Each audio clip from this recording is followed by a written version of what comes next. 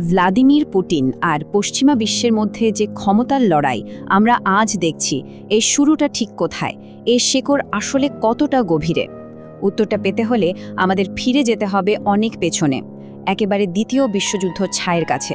চলুন আজ আমরা দেখব কিভাবে ইতিহাসের এক ভয়ঙ্কর অধ্যায়ের পরিণতি আজকের এই ভূরাজনৈতিক বাস্তবতা তৈরি করল। হ্যাঁ, ঠিকই শুনেছেন। সবকিছু শুরু হয়েছিল দ্বিতীয় বিশ্বযুদ্ধের সেই ভয়াবহ ধ্বংসস্তূপ থেকে। মানব ইতিহাসের সবচেয়ে রক্তক্ষয়ী একটা অধ্যায়ের যখন শেষ হলো, তখন জন্ম নিল একদম নতুন এক বিশ্ব। সংখ্যাটা একবার ভাবুন তো, ৭০ থেকে ৮৫ মিলিয়ন, মানে প্রায় ৭.৫ থেকে ৮.৫ কোটি মানুষ প্রাণ হারিয়েছিল এই যুদ্ধে। এই বিশাল ধ্বংসযজ্ঞের পর স্বাভাবিকভাবেই সারা বিশ্বের মানুষের মনে একটাই চাওয়া ছিল, আর যুদ্ধ নয়। আর সেই চাওয়া থেকে শুরু হলো এক নতুন বিশ্ব ব্যবস্থা গড়ার চেষ্টা। উদ্দেশ্য একটাই, যাতে এমন ভয়ঙ্কর ঘটনার পুনরাবৃত্তি আর কখনো না হয়। কিন্তু জানেন তো, ইতিহাস বলে অন্য কথা।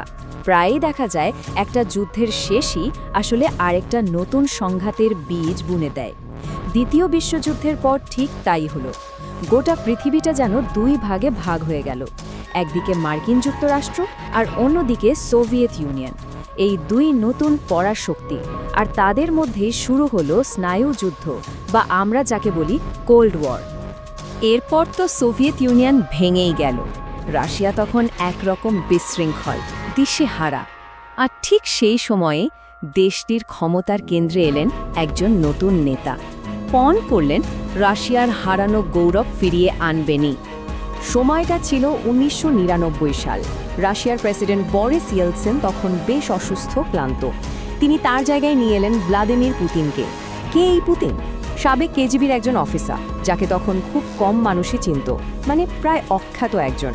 সারা পশ্চিমা বিশ্ব তখন অবাক, সবাই ভাবছিল কে এই লোক, সে কি আদৌ ক্ষমতায় টিকতে পারবে? কিন্তু পুতিন সবাইকে চমকে দিলেন। ক্ষমতায় এসেই তিনি দুটো বড় কাজে হাত দিলেন। প্রথমটা হলো দেশের প্রভাবশালী ব্যবসায়িক গোষ্ঠী, যাদের অলিগার্ক বলা হতো, তাদের লাগাম টেনে ধরা, ক্রেমলিনের ওপর তাদের নিয়ন্ত্রণ কমানো। আর দ্বিতীয়টা হলো চেচনিয়ার যে বিচ্ছিন্নতাবাদী আন্দোলন চলছিল, সেটাকে একেবারে কঠোর হাতে দমন করা। আর এই দুটো কাজেই তার সেই লৌহ মানব বা আয়রন ম্যান ইমেজটা সবার সামনে পরিষ্কার হয়ে গেল। আর তখন থেকে শুরু হলো আমেরিকার সাথে পুতিনের ক্ষমতার লড়াই, একটা দীর্ঘ লড়াই, যা আজও শেষ হয়নি। চলুন একটু সময় ধরে দেখি।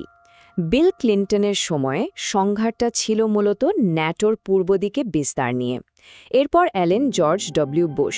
তখন ইরাক যুদ্ধ নিয়ে হিউজ মতবিরোধ হলো, আর ২০০৮-এ তো রাশিয়া জর্জিয়া আক্রমণ করেই বসল। বারাক ওবামার সময়ে ২০১৪ সালে রাশিয়া ক্রিমিয়া দখল করে নিল, আর জো বাইডেনের সময় এসে ২০২২-এ ইউক্রেনে শুরু হলো পুরোদস্তুর যুদ্ধ। মানে দেখতেই পাচ্ছেন, সময়ের সাথে সাথে এই দ্বন্দ্বটা কমার বদলে বেড়েই চলেছে। পুতিনের চিন্তাভাবনাটা বুঝতে হলে এই কথাটা খুব জরুরি।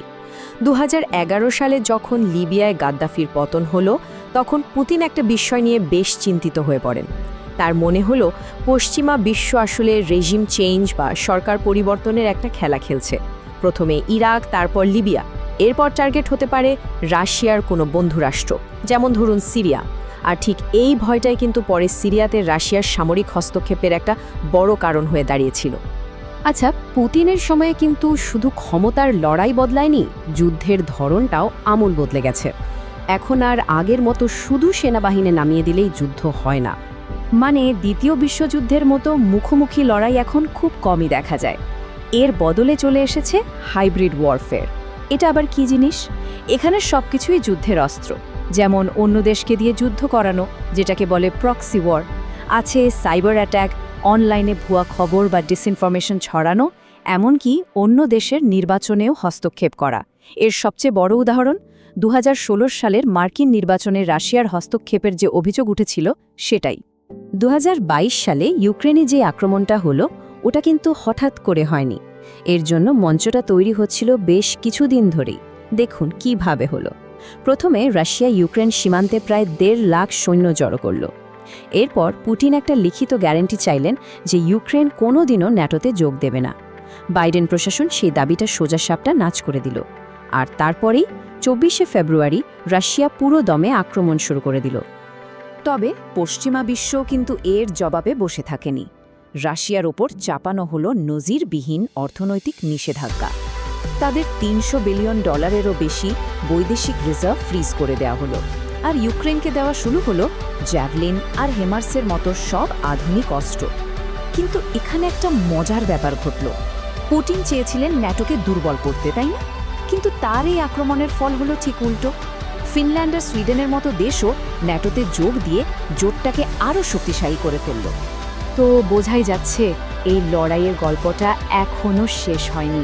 এটা একটা চলমান অধ্যায়, আর পুতিনের এই দীর্ঘ শাসন আর তার নেওয়া বিভিন্ন পদক্ষেপ বিশ্বকে এক নতুন বাস্তবতার মুখোমুখি করেছে। 2036 সাল, হ্যাঁ, রাশিয়ায় সংবিধান পরিবর্তনের পর ভ্লাদিমির পুতিন সম্ভবত 2036 সাল পর্যন্ত ক্ষমতায় থাকতে পারবেন। এর মানে কি দাঁড়ায়? এর মানে হলো পশ্চিমা বিশ্বের জন্য এই চ্যালেঞ্জটা কোনো সাময়িক ব্যাপার নয়, এটা একটা দীর্ঘমেয়াদী বাস্তবতা। তাহলে শেষ প্রশ্নটা এটাই, ইতিহাসের কি পুনরাবৃত্তি হবেই?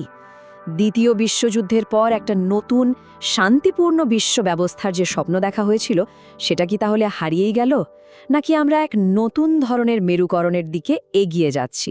উত্তরটা সেটা হয়তো সময় বলে দেবে।